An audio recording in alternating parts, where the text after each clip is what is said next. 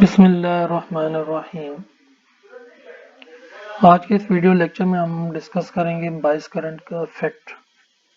What is the effect of the बाइस current? तो effect of input बाइस current का हम डिस्कस करेंगे।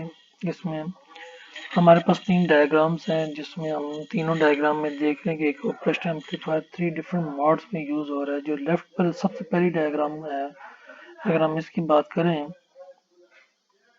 इसमें ऑपरेशनल एम्पलीफायर जो है एज अ इन्वर्टिंग मोड में यूज हो रहा है, जिसमें हम क्या करेंगे कि फीडबैक सर्किट तो हम इन्वर्टिंग इनपुट को कनेक्ट कर ही रहे हैं, जबकि इनपुट सिग्नल भी हम क्या करेंगे, इन्वर्टिंग इनपुट पे देंगे। लेकिन यहाँ पर अभी इन्वर्टिंग इनपुट हमारे पास 0 वोल्ट है, जब और नॉन इन्वर्टिंग इनपुट को हम क्या कर रहे हैं, ग्राउंड कर रहे हैं।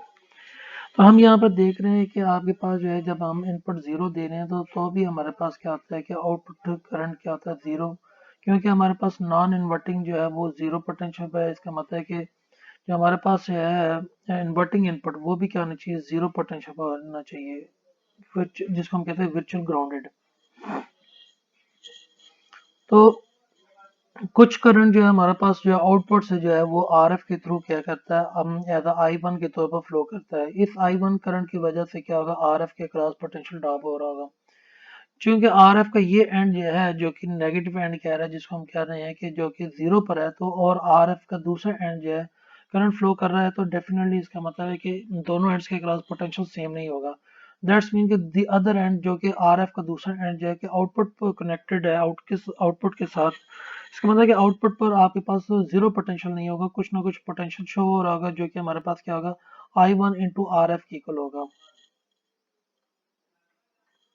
ये हमारे पास आउटपुट पर पोटेंशियल जो कि 0 होना चाहिए था, लेकिन फिर भी हमारे पास आ रहा है, जिसको हम कहते हैं आउटपुट एरर आ रहा है। सिमिलरली अगर हम वोल्टेज फॉलोअर का केस लें, जिसमें हमारे पास 100% आउटपुट को हम फीडबैक कर देते हैं टू दी इन्वर्टिंग इनपुट, और क्या कर देते हैं कि हम जो है इनपुट क्या कर रहे हैं, वो कहाँ पर दे रहे हैं, नॉन इन्वर्टिंग इनपुट पर दे रहे हैं, जो कि नॉन इन्वर्टिंग का केस है। तो यहाँ पर देखते हैं कि चूंकि हमारे पास दोनों इनपुट्स के क्रॉस जो है डिफरेंशियल इनपुट जो है वो 0 वोल्ट होनी चाहिए। ठीक है जी। चूंकि हम यहाँ पर क्या कर रहे हैं, इसको डायरेक्टली कनेक्ट कर रहे हैं, लेकिन यहाँ से जो कनेक्ट जब हम देखते हैं, तो आपके आर एस के क्रॉस कुछ ना कुछ करंट फ्लो कर रहा होता है, जो कि हमारे पास आई1 करंट होगा।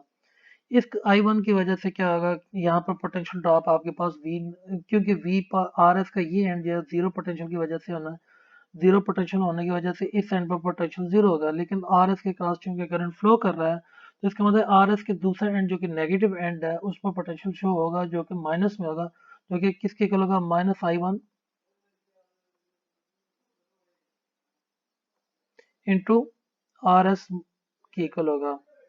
अब ये पोटेंशियल जो है हमारे पास जो है, क्योंकि यहाँ पर अब पोटेंशियल आपके पास अपीयर हो गया है इन्वर्टिंग नॉन इन्वर्टिंग इनपुट पर, जबकि यहाँ पर जो है आपके पास 0 है। तो इन दोनों के अक्रॉस जो है डिफरेंशियल इनपुट या डिफरेंशियल दोनों इनपुट्स के अक्रॉस डिफरेंस वो जनरेट हो गया, जो कि हमारे पास किसके खिला रहा है, आई1 आर एस के खिला रहा है। और ये डिफरेंशियल आउटपुट जो है, डिफरेंशियल इनपुट जो है हमारे पास आउटपुट पर अपीयर हो रही होगी। तो लिहाजा यहाँ पर आउटपुट जो है 0 होने की बजाय अगेन माइनस आई1 आर एस की खिला रही होगी। सिमिलरली हम जो है केस देखते हैं नॉन इन्वर्टिंग का, जिसमें हम क्या करते हैं कि इनपुट जो सिग्नल है हमें देना चाहिए कि नॉन इन्वर्टिंग इनपुट पर, जो कि इस टाइम हमारे पास 0 वोल्ट इन्वर्टिंग इनपुट है। यानी कि जब इनपुट सिग्नल जो है हमारे 0 वोल्ट को अप्रोच करेगा, होना चाहिए क्या, क्योंकि साइनोसाइडल सिग्नल है, कभी उसकी वैल्यू 0 भी अप्रोच को करेगी, तो 0 के पॉइंट पर आपके पास आउटपुट क्या होना चाहिए, 0 ही होना चाहिए। लेकिन सिग्नल के आउटपुट, जब सिग्नल अपनी 0 वैल्यू को अप्रोच करता है, तो तब भी हम देखते हैं कि आउटपुट पर हमारे पास वोल्टेज 0 नहीं आ रही होती है। वो क्यों नहीं आ रही थी, तीनों केसेस में हम देख रहे हैं, डिस्कस कर रहे हैं। यहाँ पर अब जो केस हम डिस्कस कर रहे हैं, इन्वर्टिंग नॉन इन्वर्टिंग एम्पलीफायर के केस डिस्कस कर रहे हैं। तो हम यहाँ पर देखते हैं कि आउटपुट जो है वो हमारे पास, क्योंकि यहाँ पर जो है करंट आउटपुट फीडबैक करंट की वजह से आ रहा होता है, ये करंट आई1 जो है आरएफ के क्रॉस फ्लो करता है।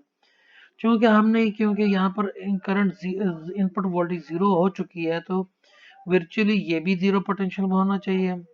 जीरो पर पोटेंशियल पर होने का मतलब क्या है कि इस एंड पर 0 वोल्ट होनी चाहिए, यानी कि यहाँ पर जीरो पोटेंशियल है, जीरो पोटेंशियल है। लेकिन यहाँ से अगर देखा जाए तो इस सेकंड आर एफ के क्रॉस आउटपुट से कुछ ना कुछ करंट फ्लो करके आर एफ के इस जीरो पोटेंशियल को अप्रोच करेगा। उस आउटपुट करंट की वजह से क्या होगा, आर एफ के क्रॉस वोल्टेज ड्रॉप होगा, और वो वोल्टेज ड्रॉप किसके इक्वल होगा, आई वन आर एफ के इक्वल होगा। तो लिहाजा हम देखेंगे कि जब हमारा इनपुट सिग्नल जीरो वैल्यू को भी अप्रोच करता है तो आउटपुट सिग्नल जो है वो जीरो वैल्यू की अप्रोच नहीं करता है।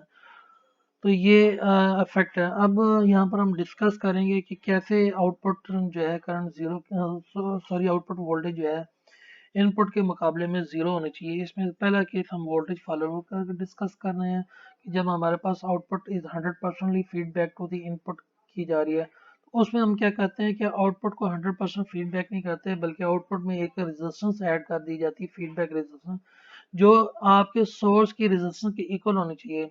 उससे होगा क्या कि जो आपके पास करंट आपका पोटेंशियल आई वन, अब यहाँ पर जो जितना पोटेंशियल आर एस के क्रॉस डेवलप हो रहा था उतना ही करंट जो है पोटेंशियल डेवलप होगा आर एफ के क्रॉस होगा, क्योंकि आर एस जो है वो दोनों जो है आर एस और आर एफ सेम है, और करंट भी जो है वो आई वन और आई टू सेम है हो, तो फिर हमारे पास ये पोटेंशियल जो है दोनों के क्रॉस जो पोटेंशियल ड्रॉप होगा वो सेम होगा, और ये पोटेंशियल ड्रॉप जो होगा पॉजिटिव होगा, क्योंकि आर एफ का ये एंड जो है वो पॉजिटिव एंड शो कर रहा है। तो ये आर एफ के क्रॉस जो पोटेंशियल होगा वो पॉजिटिव होगा, तो ये पॉजिटिव और आर एस के क्रॉस जो पोटेंशियल ड्रॉप हो रहा है नेगेटिव है, दोनों एक दूसरे को काउंटर करके आउटपुट 0 वोल्ट सेट करेंगे। लेकिन एक्चुअली ऐसा होता नहीं है कि आपका आई वन और आई टू जो है वो इक्वल हो।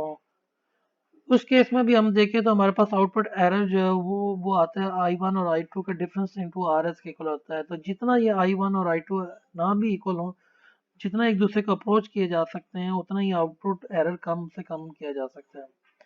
नेक्स्ट हम नॉन इन्वर्टिंग और इन्वर्टिंग केस में कैसे कंपनसेट कर सकते हैं, कैसे output zero level consider set किया जा सकता है।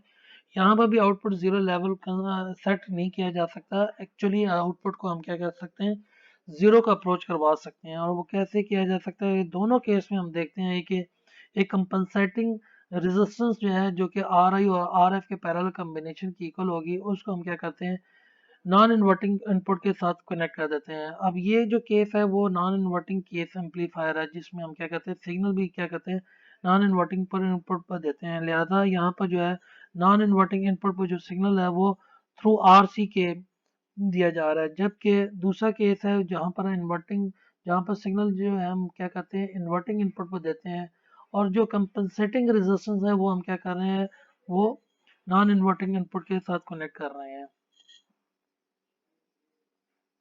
This is the end of the lecture, और इसमें आपके पास जो है हमने डिस्कस किया है कि इफेक्ट ऑफ द बाइस करंट, तो इसी तरह आपने इफेक्ट ऑफ द बाइस वोल्टेज जो है वो भी डिस्कस करना है। ये आपका टास्क है जी। Thank you very much.